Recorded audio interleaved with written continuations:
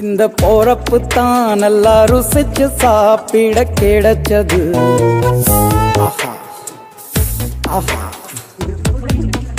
அத நினைச்சு தான் மனோ உலகம் முழுவதும் பருக்குது. அட சுட சுட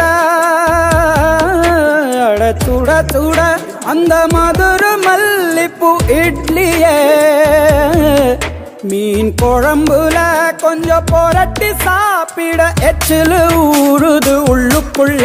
இந்த போறப்பு தான் நல்லா ருசிச்சு சாப்பிட கிடைச்சது. இந்த போறப்பு தான் நல்லா ருசிச்சு சாப்பிட கிடைச்சது. அத நினைச்சு தான் மனோ உலகம் முழுவதும் பருக்குது.